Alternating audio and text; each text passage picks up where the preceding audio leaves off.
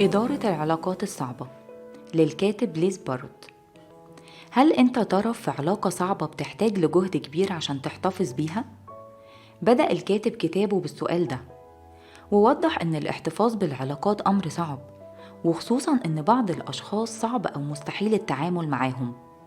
لكن الحل مش دايماً بيكون إنك تتخلى عن كل علاقة صعبة هتقابلك، لأن بعض العلاقات هتحتاج تبذل فيها مجهود علشان تقدر تنقذها في وقت العاصفة، خصوصاً لو كنت في نفس المركب مع العلاقة دي، فيا إما إنكوا تغرقوا سوا أو تنجحوا سوا. ووضح الكاتب إننا بنقابل كتير من الناس بتكون مجبر تتعامل معاهم، رغم إنهم أشخاص صعب التعامل معاهم. ممكن يكونوا بيسببوا قلق ليك وإحباط، أو بيطفوا حماستك وطاقتك، بيخلوك تعيد النظر في كل تصرفاتك معاهم، وبتنتقد نفسك دايما في وجودهم، للدرجة اللي بتتخيل فيها حوار معاهم بس بتدافع فيه عن نفسك، وتسأل دايما إيه سبب تصرفهم معاك بالطريقة دي. الناس دول ممكن يكونوا حد من أفراد عيلتك أو شريك حياتك أو جيرانك، أو معاك في الشغل أو في الخدمة. ورغم إن العلاقات اتخلقت عشان تسبب لينا السعادة، لكن كتير من العلاقات بتخلي الحياة صعبة، وبتحتاج إنك تبذل مجهود كبير عشان تحتفظ بالعلاقة دي. ووضح الكاتب أمثلة لأنواع الأشخاص اللي بيصعب التعامل معاهم. أول مثال، الشخص الناقد اللي بيشتكي دايما واللي بيتصيد الأخطاء، ويقدر ببساطة يخليك محبط من كل فكرة كويسة بتقترحها. ووضح الكاتب مهما كنت ناجح هتتعرض للشخصيات الناقدة، فيسوع نفسه اتعرض للنقد في حياته. الناقد بيشوف بس نص الكوباية الفاضي، بيدور على الكمال، بيحب السيطرة وإصدار الأحكام، بيصدق إن نقده مفيد، مش بيرتاح غير لو شاف حاجة غلط. وبينصحك الكاتب لو كنت بتتعامل مع الشخصية الناقدة، افتكر إنك أنت كمان ناقد، سواء استخدمت النقد ده مع نفسك أو مع اللي حواليك، فهتقدر تتعامل معاه لأنك تشبه ليه. حط نفسك مكانه، يمكن يكون نقده بسبب مشاكل مر بيها، فتقدر تتعاطف معاه. ما تقفلش ودانك من نقده وتاخد دور الدفاع دايما، لكن فكر في نقده وحاول تستفيد منه، يمكن يكون شايف حاجة انت مش شايفها. ما تسمحش لنقده يعطلك عن هدفك وخدمتك ويوقفك في مكانك. تاني مثال وضحه الكاتب للأشخاص اللي صعب التعامل معاهم هو الشهيد، اللي بيشوف نفسه ضحية طول الوقت، بيستسلم للهزيمة وفقدان الأمل والعجز من أصغر المشكلات، وبيرفض المساعدة ودايما بيرسل نفسه. وبينصحك الكاتب عشان تتعامل مع شخصية الشهيد لازم تحس بيه، فكلنا بنمر بالمرحلة دي في حياتنا، بنرسل نفسنا، لكن قدرتنا على إننا نكمل ده اللي بيعمل الفرق.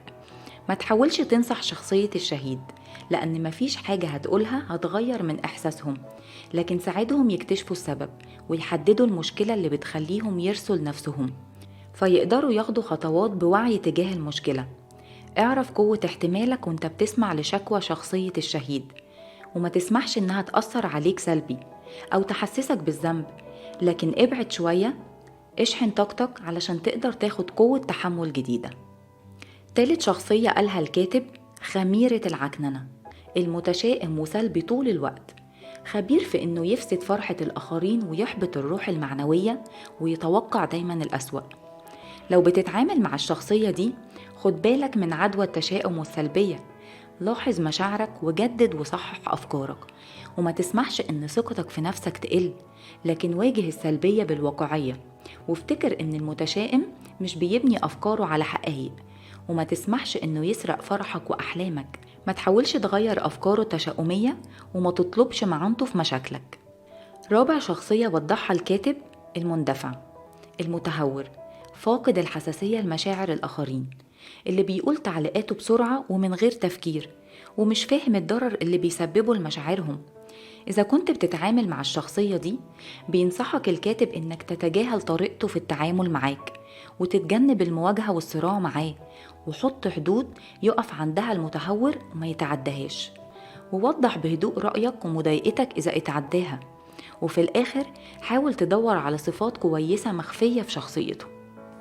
خامس شخصية المحب للسيطرة، اللي بيحب يمسك زمام الأمور ويحب يصدر الأوامر، ومش مرن، لكن كل الأمور لازم تحصل بطريقته بس، وصعب إنك ترضيه. لو بتتعامل مع الشخصية دي، حاول تتفق معاه على الدور اللي هتقوم بيه، واكسب ثقته، وحدد معاه بهدوء الأمور اللي محتاج يعملها، وساعده بالمعلومات واعرف رأيه ومارس بعض الاستقلالية. سادس شخصية، اللي بوشين، اللي قدامك بيحبك وفي ظهرك بيقول أسوأ الكلام عنك. لو كنت تعرضت للألم والخيانة بسبب تعاملك مع الشخصية دي، بينصحك الكاتب إنك تتعلم إنك تكون حريص لما بتدي ثقتك لحد، وإنك تتكلم بهدوء معاه وتوضح له إنك عارف هو بيعمل إيه، ودافع عن أي شخص بيطعنه من وراه. وسابع شخصية، الأسفنجي، اللي محتاج دايما ومش بيدي في المقابل، مش شايف غير نفسه وبس، بيتعلق قوي بالشخص ويحسسه بالاحتياج الشديد، ولو ما سددش الاحتياج بتاعه بيخليه يحس بذنب رهيب. لو بتتعامل مع الشخصية دي، لازم تتعلم تقول لأ من غير أي إحساس بالذنب، وميز بين الاحتياج الحقيقي عندهم وبين حفرة الاحتياج اللي ملهاش قاع. حط حدود للعطاء وواجه برفق عند اللزوم.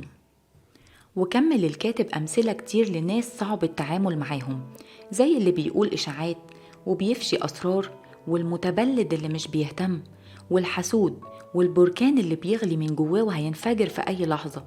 وفي كمان المنافس اللي دايما يحسسك إنكم في سباق مين الأفضل، وأمثلة كتير.